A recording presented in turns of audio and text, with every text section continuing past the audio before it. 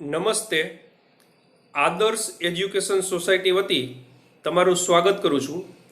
આપણે ધોરણ 9 સામાજિક વિજ્ઞાન વિષયનો અભ્યાસ કરીશું. પ્રકરણ 8 પાર્ટ 4. એમાં મિત્રો આપણે બંધારણના મૂળભૂત લક્ષણો ભણીશું. એમાં છઠ્ઠું લક્ષણ છે દ્વિગૃહી પ્રથા. તો એમાં આપણે અભ્યાસ કરીએ કે લોકો દ્વારા ચૂંટાયેલા પ્રતિનિધિઓમાંથી બનેલી લોકસભા છે કે સંસદના બે ગૃહ છે, એમાં નીચલું ગૃહ લોકસભા છે. એ લોકસભા લોકો દ્વારા ચૂંટાયેલા પ્રતિનિધિની છે. લોકશાહીમાં લોકસભા જ સાચી સત્તા સ્થાપિત થયેલી છે. લોકશાહીમાં લોકસભામાં જ સાચી સત્તા છે. સંસદના બે ગૃહ, ઉપલું ગૃહ રાજ્યસભા, નીચલું ગૃહ લોકસભા છે. આપણે ત્યાં અંડરલાઈન કરશી.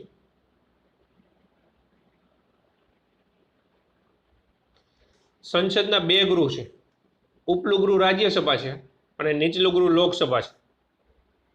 પ્રધાનમંડળની રચના સંસદ સભ્યોમાંથી કરવામાં આવે છે.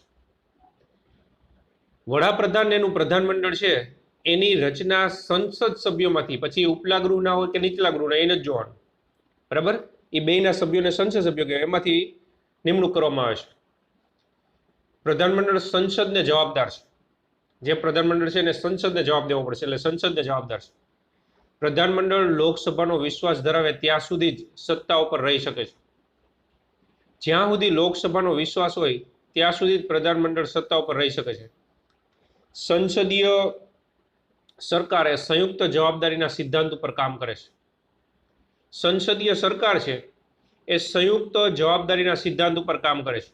પ્રધાનમંડળમાં અત્યંત મહત્વના નિર્ણય લેવાતા હોય છે. પ્રધાનમંડળની અંદર મહત્વના નિર્ણય લેવાય છે. કેન્દ્રમાં રાષ્ટ્રપતિના નામે તથા રાજ્યમાં રાજ્યપાલ એટલે ગવર્નર નામે વહીવટ ચાલતો હોવા છતાં ખરેખર સત્તા કેન્દ્રમાં વડાપ્રધાનની આગેવાની હેઠળનું પ્રધાનમંડળ અને રાજ્યમાં મુખ્ય પ્રધાનના વડપણ હેઠળનું પ્રધાનમંડળ વહીવટી અને કારોબારી સત્તા ભોગવે છે.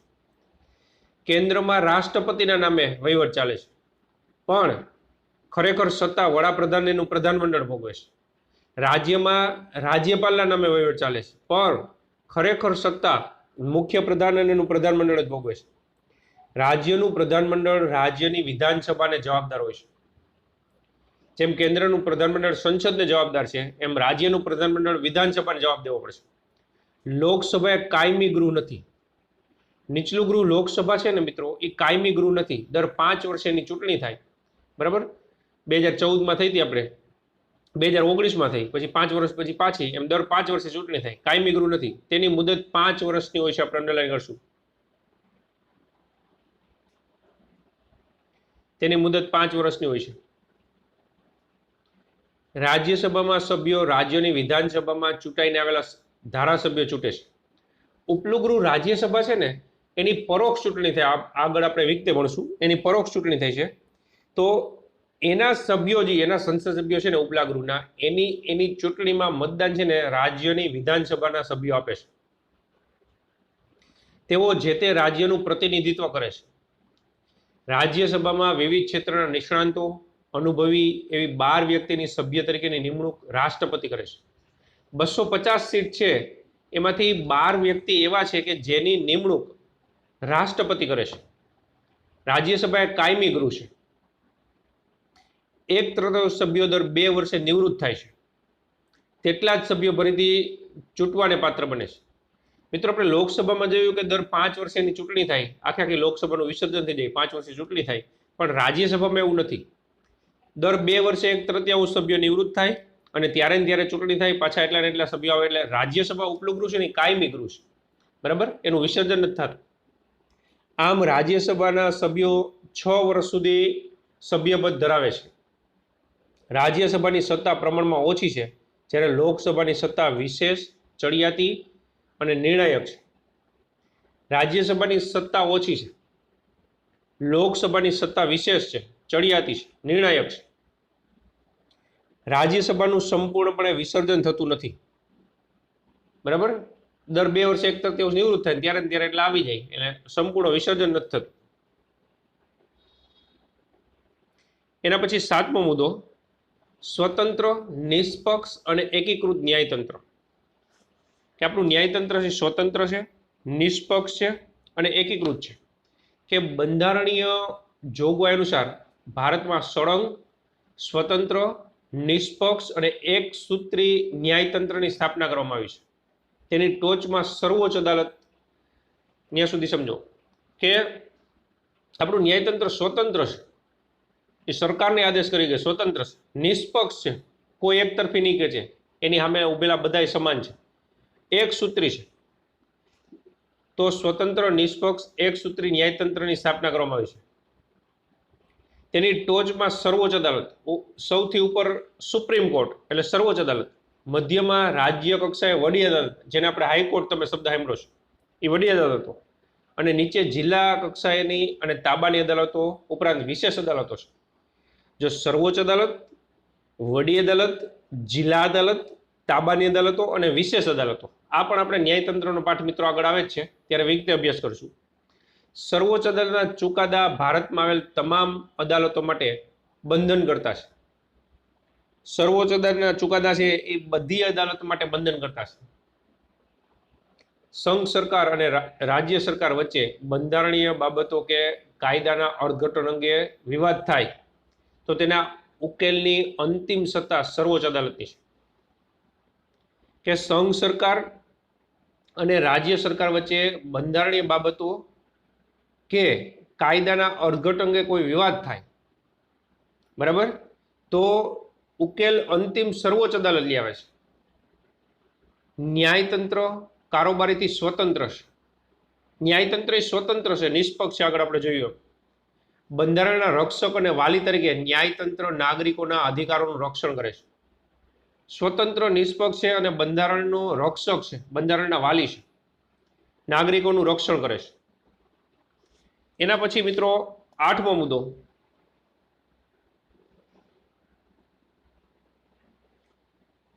બંધારણમાં સુધારો. એમાં જો કે ભારતીય બંધારણ અન્ય દેશોના બંધારણ કરતા પરિવર્તનશીલ છે. આપણું બંધારણ છે, બંધારણમાં સુધારો કરવો તો શું કરવું? તો આપણું બંધારણ છે એ અન્ય દેશના બંધારણ કરતા પરિવર્તનશીલ છે. સમય અને સંજોગોને આધીન બંધારણમાં ફેરફાર કરવાની જરૂર પડતી હોય છે. સમય સંજોગો અનુસાર ફેરફાર કરવો પડે અને પરિવર્તન એ સંસારનો નિયમ છે, બરાબર. સમય પરિવર્તન આવે એમ બદલાવ લેવો પડે. બંધારણમાં ફેરફારની કલમોને 3 ભાગમાં વહેંચવામાં આવે છે. પહેલું, અમુક જોગવાઈઓમાં સંસદના હાજર અને મત આપતા સભ્યોની સાદી બહુમતીથી સુધારો કરી શકાય. આ બંધારણમાં ફેરફાર કરવો હોય તો 3 રીતે થાય મિત્રો. કેવો ફેરફાર કરવો છે ને એને ધ્યાનમાં રાખીને કામ થશે. જો એમ લાગે કે એટલું બધું મહત્વનું નથી તો સાદી બહુમતીથી, હાજર રહેલા સભ્યોમાં સાદી બહુમતીથી. બીજી વસ્તુ, અમુક સંજોગોમાં સંસદના બંને ગૃહની કુલ સભ્ય સંખ્યામાંથી બહુમતી અને હાજર તેમજ મત આપતા સભ્યોની 2/3 સ્પષ્ટ બહુમતીમાંથી ફેરફાર થઈ શકે છે, બરાબર. પેલું શું કીધું કે હાજર રહેલા સભ્યોની સાદી બહુમતી. બીજું શું કીધું? 2/3 બહુમતી. ત્રીજું, બંધારણના અમુક ભાગમાં સુધારો કરવા માટે સંસદના બંને ગૃહની કુલ સભ્ય સંખ્યાની બહુમતી તેમજ હાજર અને મત આપતા સભ્યોની 2/3 બહુમતી ઉપરાંત અડધા કરતા વધુ ઘટક રાજ્યોની વિધાનસભા ગૃહોની મંજૂરી જરૂરી છે. કે અડધાથી વધુ વિધાનસભા ગૃહોની મંજૂરી જરૂર છે. કેન્દ્ર અને રાજ્યના આંતર સંબંધો કે ઉચ્ચ ન્યાયતંત્રના માળખામાં સુધારો કરવાનો હોય ત્યારે કુલ રાજ્યના ઓછામાં ઓછા અડધા રાજ્યની સંમતિ કરી શકાય છે. ફરીથી જુઓ, 3 રીતે સુધારો કરી શકાય છે, એના વિશે આપણે સમજાવ્યું. હવે કીધું કે કેન્દ્ર અને રાજ્યના આંતર સંબંધો કે ઉચ્ચ ન્યાયતંત્રના માળખામાં સુધારો કરવો હોય ત્યારે કુલ રાજ્યોના ઓછામાં ઓછા અડધા રાજ્યોની સંમતિથી કરી શકાય છે. કે 50% રાજ્યો પણ હા પાડતા હોવો જોઈએ. 50%થી વધુ, અડધાથી વધુ એટલે 50% વધુ. ન્યાયિક ચુકાદાના આધારે પણ સંસદ દ્વારા બંધારણમાં સુધારો કરવામાં આવે છે. કે કોઈ એવો ચુકાદો આવે, કોર્ટ ચુકાદો આપે અને સંસદ બંધારણમાં સુધારો કરે છે. બંધારણના મૂળભૂત માળખામાં ફેરફાર કરી શકાય નહીં. બંધારણની ઘણી બાબતોમાં સંસદની સાદી બહુમતી સુધારો કરી શકાતો હોવાથી બંધારણ સુપરિવર્તનશીલ અને લચીલું ગણાય છે. એક વસ્તુ એ કીધી કે મૂળ માળખું છે ને એમાં આપણે સુધારો ના કરી શકીએ. પછી કીધું કે બંધારણના મૂળભૂત માળખામાં આપણે ફેરફાર ના કરી શકીએ, પહેલા આપણે સમજાવ્યું. પછી કીધું કે બંધારણની બાબતમાં સંસદની સાદી બહુમતીથી સુધારો કરી શકાતો હોવાથી બંધારણ છે સુપરિવર્તનશીલ અને લચીલું છે. એટલે સરળ અર્થમાં છે કે લચીલું એટલે સરળ છે કે ઝડપથી બદલાવી શકાય છે. પરંતુ કેટલીક બાબતોમાં બંધારણમાં સાદી બહુમતીથી સુધારો થઈ શકતો નથી. રાજ્યના અનુમોદન વગર સુધારો શક્ય ન હોવાથી તેટલે અંતે દુષ્કર્ષ છે. દુષ્કર્ષ એટલે અઘરું, કઠણ, એ અર્થમાં લેવાનો છે કે અમુક વસ્તુ એવી છે કે તમે સાદી બહુમતીથી પસાર કરી શકો છો, બંધારણમાં સુધારો કરી શકો, એટલે અંશે બંધારણ સરળ છે.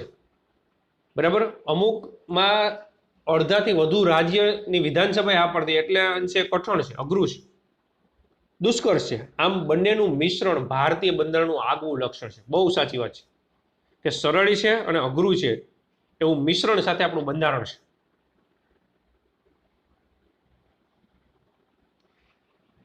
નવમો મુદ્દો, સાર્વત્રિક પુખ્ત હોય મતાધિકાર, કે આ અંગે આપણે અગાઉ વિગતે ચર્ચા કરી છે. આ જ પ્રકરણમાં આપણે ચર્ચા કરી છે કે ભારતના બંધારણમાં 18 વર્ષની ઉંમરના તમામ નાગરિકને, આપણે અંડરલાઈન કરશું,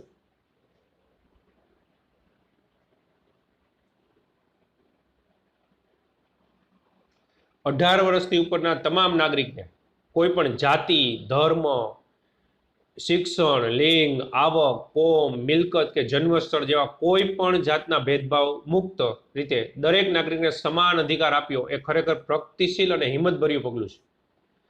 સાર્વત્રિક પુખ્ત વય મતાધિકાર છે મિત્રો. 18 વર્ષથી મોટી ઉંમરના હોય એવા જાતિ, ધર્મ, જ્ઞાતિ, લિંગ, પ્રદેશ, આવક એવું કોઈ નથી જોયું, જન્મસ્થળ, બરાબર, કોઈ નથી જોયું, અને બધાને એક સરખો અધિકાર આપ્યો છે.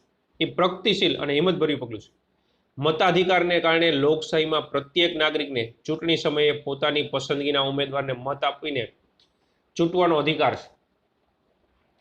હરેક નાગરિકને ચૂંટણી સમયે ચૂંટવાનો અધિકાર છે.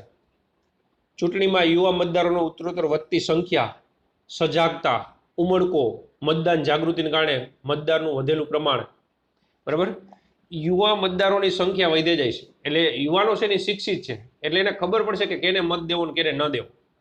સજાગતા વધી છે, ઉમળકો, ઉત્સાહ એ અર્થમાં લેવાનો છે. મતદાન જાગૃતિ, એને એ બધો વધારો થયો છે. આમ રાજકીય ક્ષેત્રે યુવાનોની સક્રિયતા એ લોકશાહી પરિપક્વતા અને સફળતાની નિશાની છે.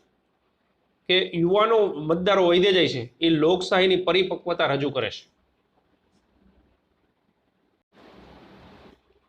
એના પછી ધર્મનિરપેક્ષતા એટલે બિન સાંપ્રદાયિકતા.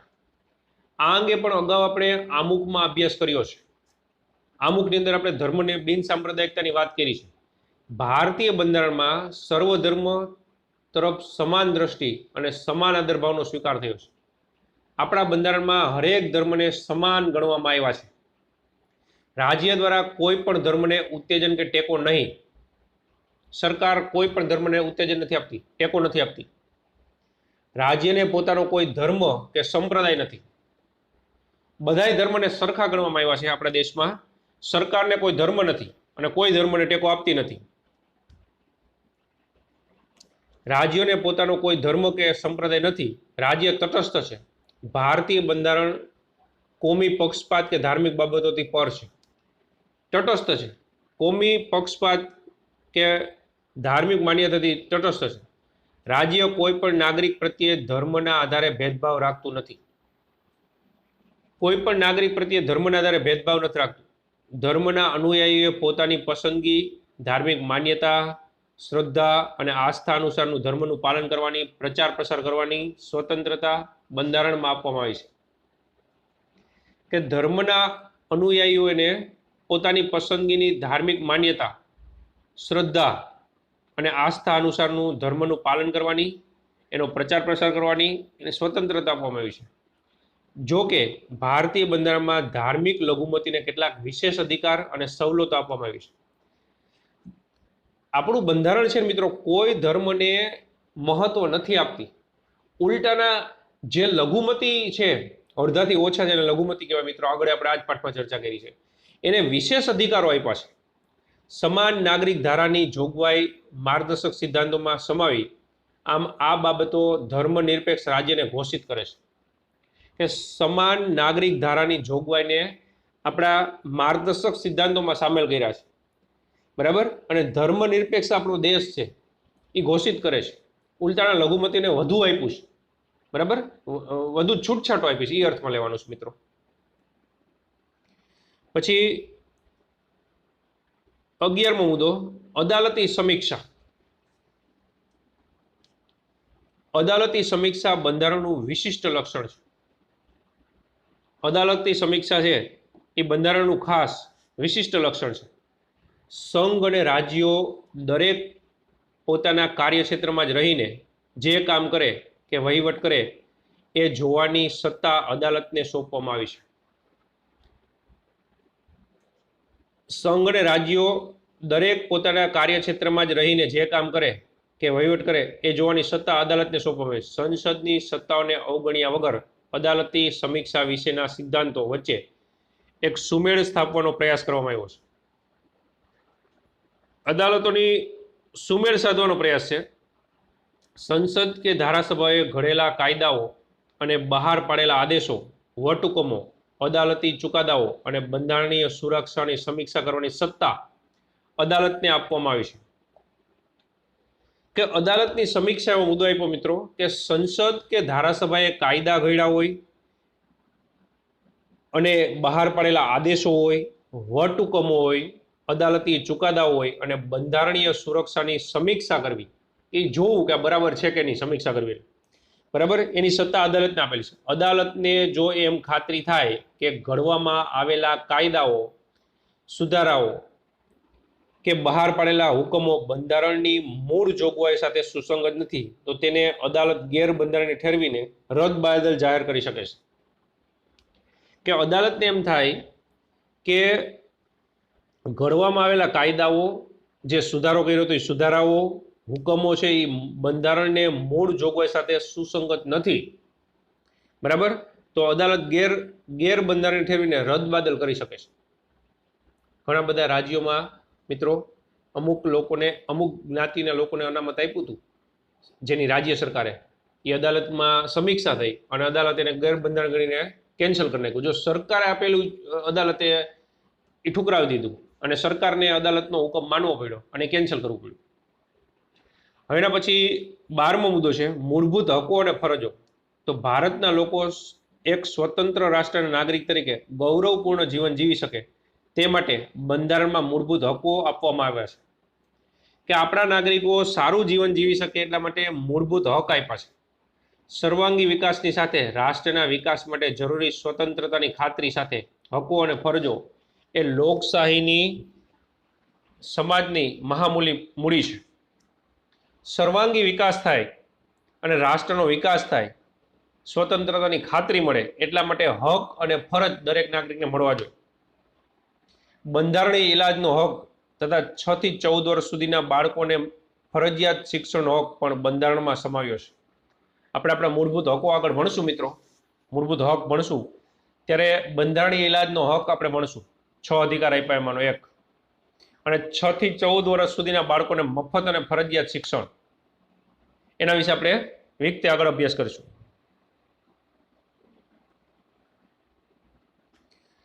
તેરમો મુદ્દો રાજ્ય નીતિના માર્ગદર્શક સિદ્ધાંતો. કે લોકોમાં રક્ષણ સલામતીની સાથે કલ્યાણ સાધવાનો પ્રયાસ રાજ્ય કરવાનો છે. રક્ષણ સલામતીની સાથે કલ્યાણ સાધવાનો પ્રયાસ રાજ્ય એટલે સરકારે કરવાનો છે.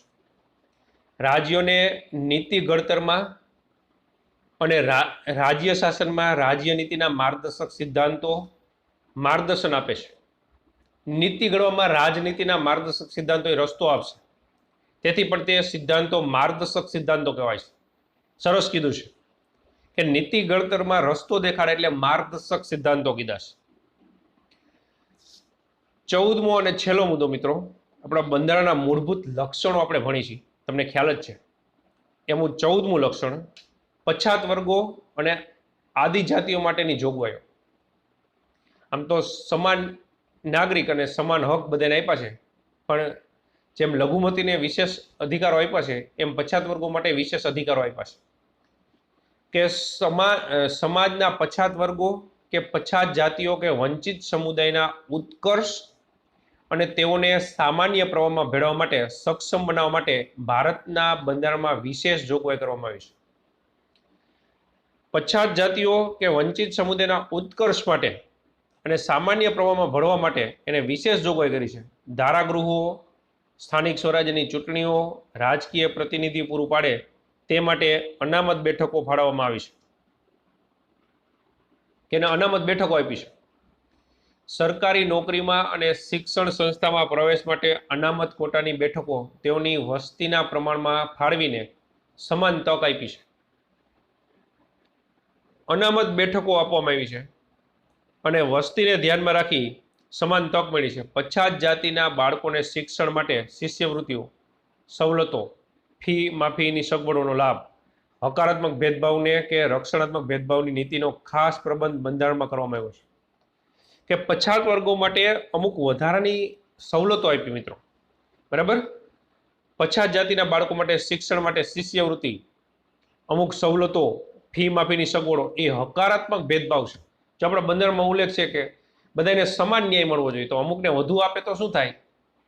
તો અસમાનતા થઈ ને. તો એને અસમાનતા ના કરવી. આવા પછાત વર્ગના લોકો માટે આવું કોઈ વધારાની છૂટ એને હકારાત્મક ભેદભાવ ગણવો, બરાબર, અથવા રક્ષણાત્મક ભેદભાવ ગણવો, એવી વ્યવસ્થા કરી છે. તમે અમારી સાથે જોડાણા એ બદલ આપનો ખૂબ ખૂબ આભાર.